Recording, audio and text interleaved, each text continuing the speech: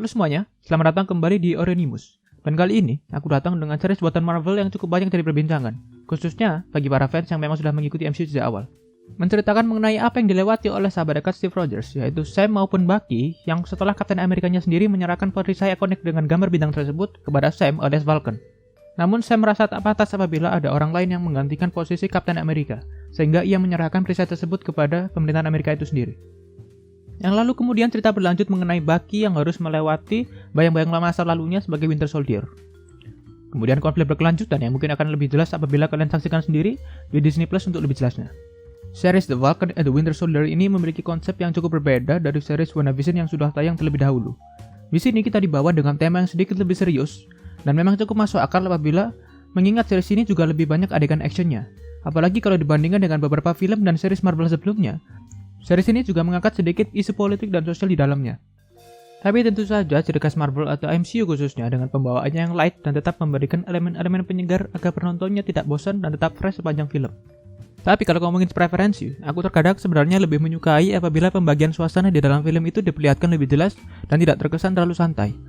Jadi sebenarnya aku lebih memilih apabila semua adegan-adegan yang dibuat benar-benar memperhatikan semua faktor seperti sinematografi, tone warna, ataupun dialog yang akhirnya dapat menghasilkan adegan dengan perasaan atau mood yang terbangun seutuhnya. Untungnya Marvel sudah cukup memperhatikan hal ini ya, dan di series ini pun kita dapat melihat kalau elemen-elemen yang aku maksud sudah dibangun dengan baik, walaupun masih belum seoke dan semantap film Iron Man yang pertama, gitu ya.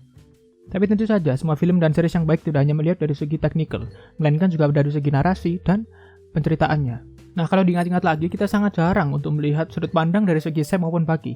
Dan di sini, di series ini, kita bisa melihat secara garis besar. Bahkan dari episode 1, kita langsung diperhatikan konflik internal yang dimiliki oleh mereka, baik dari sisi keluarga maupun pekerjaan. Sehingga dari mata penonton, kita bisa melihat kalau Marvel sudah cukup banyak memperlihatkan sisi kemanusiaan dari para superhero atau villainnya. Dan hal ini mendukung kita sebagai penonton agar semakin relate atau peduli terhadap tokoh di dalam series ini. Yang lebihnya lagi adalah tidak hanya tokoh utama saja, tapi melainkan juga tokoh pendukung pun hampir semuanya cukup diperhatikan oleh Marvel secara karakterisasinya. Dan meskipun tidak sedetail tokoh utama tentunya, tapi setidaknya memberikan kita gambaran dan latar belakang di balik hal yang mereka sudah atau akan lakukan. Sehingga semuanya menjadi beralasan dan tak terkesan tiba-tiba. Namun dari sisi alur sekaligus narasi, Falcon and the Winter Soldier seperti tak memberikan proses yang cukup dalam menyampaikan ceritanya, terutama untuk Bucky atau Winter Soldier yang seharusnya di sini tuh menjadi salah satu karakter utama, malahan tidak terasa secara storyline serta struggle yang ia alami. Ya awalnya dia cukup banyak lah untuk dibahas di awal-awal season. Namun di episode-episode berikutnya, ia mau seperti dibahasnya itu minim, hanya melalui dialog dan tanpa adanya penjelasan yang utuh. Jadi terasa sekali shifting terhadap siapa yang akan dikonsentrasikan seutuhnya untuk masalah karakter. Lalu ditambah lagi, musuh mereka pun tidak terlalu ikonik banget gitu.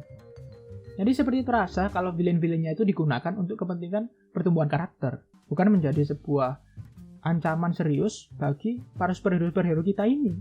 Walaupun to be fair, latar belakangnya pun sangat jelas. Jadi dibalik tujuan mereka itu, Marvel tetap memberi kita perspektif dari kacamata para penjahatnya.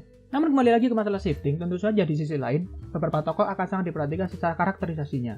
Jadi semua tergantung bagaimana sudut pandang yang ingin diperlihatkan di film ini dan sudut pandang kita sebagai penonton. Terus lanjut lagi ke masalah fase ya. Dengan episode yang hanya berjumlah 6, fase dalam series ini seperti tidak memiliki acuan yang utuh. Dan banyak episode yang akan terasa lamban, namun di episode lainnya juga terasa cepat. Yang sebenarnya sebagian besar cukup mempengaruhi ya ke adegan action maupun adegan-adegan penting di series ini. Lalu sampai akhirnya seperti lewat saja dan tidak terasa seperti ada attachment kepada penontonnya.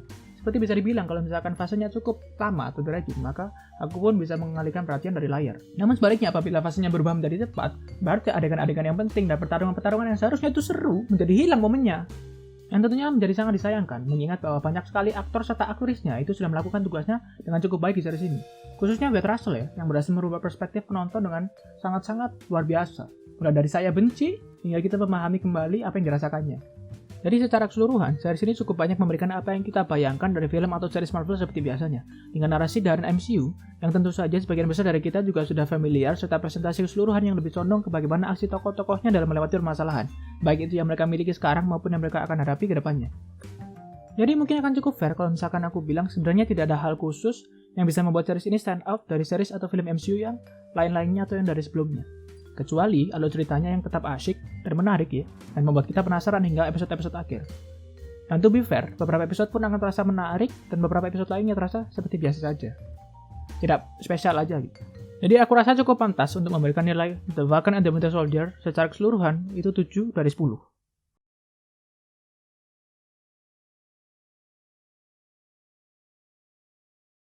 Jadi ya udah, untuk video kali ini pendek aja, nggak usah panjang-panjang. Dan terakhir, sebenarnya itu banyak sekali momen yang bisa diingat dari series The Falcon and the Winter Soldier. Namun sayangnya, yang sangat aku sayangkan yaitu di bagian episode akhir, itu terasa flat dan nothing memorable. Jadi cukup sangat-sangat sekali disayangkan ya. Cuman untungnya endingnya tuh cukup mengharukan. Jadi bahkan bisa bikin saya sedikit mewek gitu. Jadi silakan kalian beri penilaian kalian sendiri untuk series ini dan berikan kalian pendapat mengenai apa yang kalian suka dan tidak suka dari series The Falcon and the Winter Soldier. Sampai jumpa di video-video yang berikutnya.